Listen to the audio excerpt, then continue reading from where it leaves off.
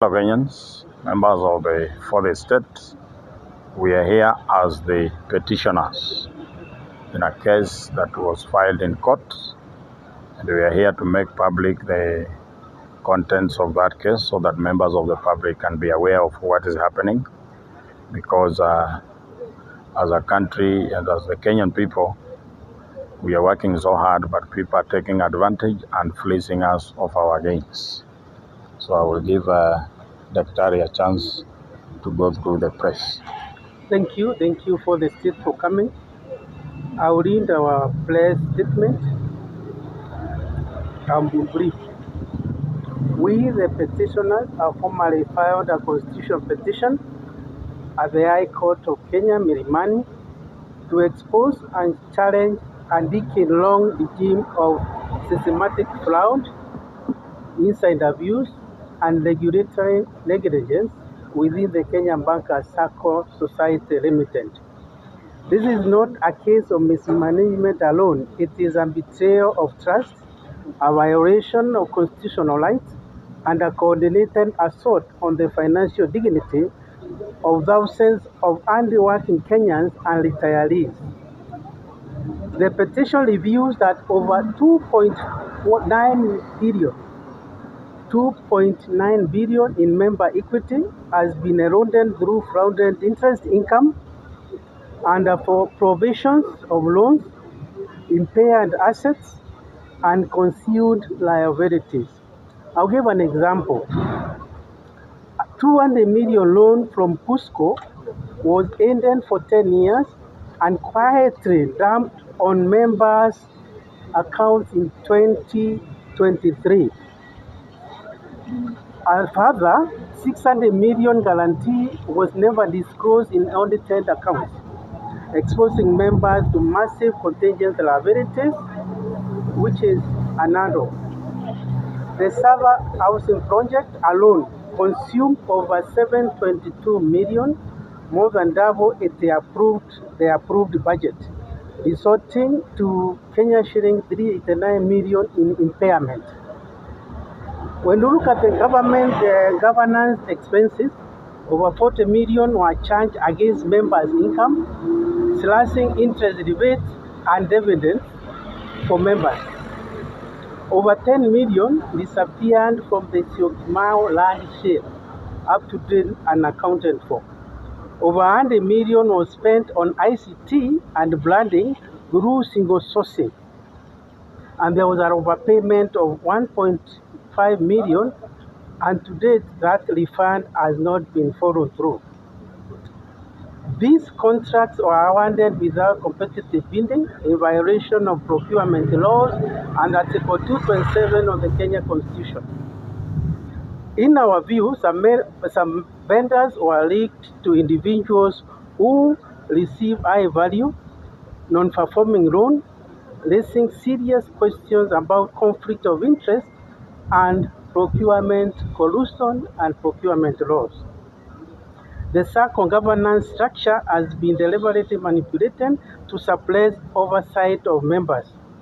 The transition from full member annual general meeting to the delegate system was coerced and unconstitutional. Bylaws were amended to impose discriminatory capital financial threshold. For example, 650,000 in savings, 50,000 in shares capital, and 10,000 monthly contribution, effectively now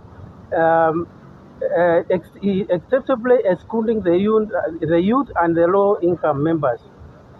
From board qualification, for you to better a board member position in Kenya Bankers Association, Kenya Bankers Circle, the bar was raised even further.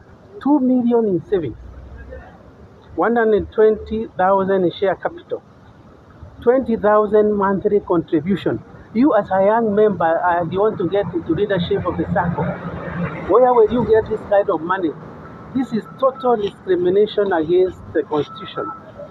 Nepotism has been flourished Board members have appointed their children and close relatives to key positions without competitive recruitment, violating the Employment Act and the principles of meritocracy under the Article 73 of the Constitution.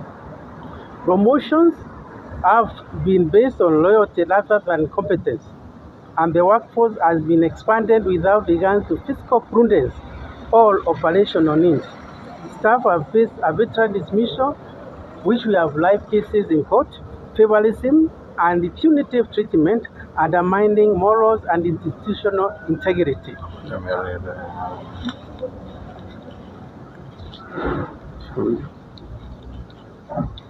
In a glaring breach of governance safeguards, the SACCO board appointed Mr. Lucas Odong Otieno as Chief Executive Officer in 2022.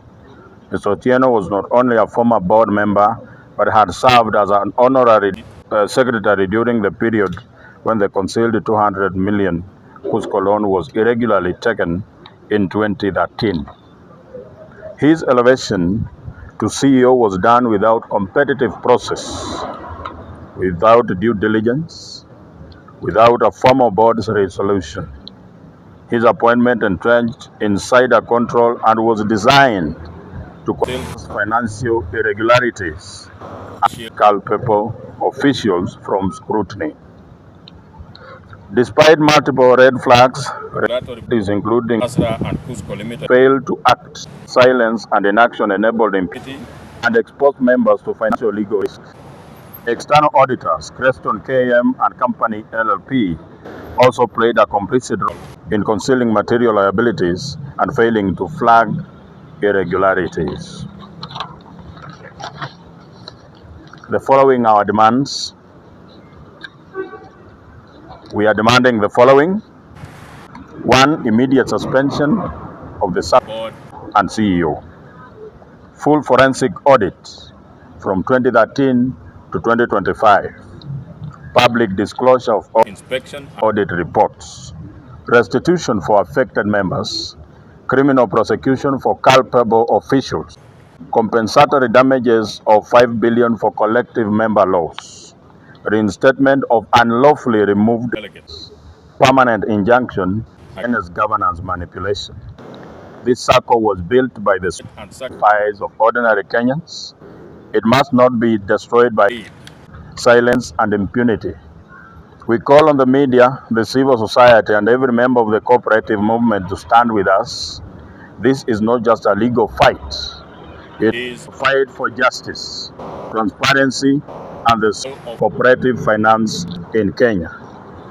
If they are going to fail to do this, I can assure them that today we are being very peaceful in demanding justice. If they fail to do and follow our demands, we are going to do a mass action, a mass movement towards the offices and send them out of office. They should act within 72 hours of press, failure to which there will be chaos.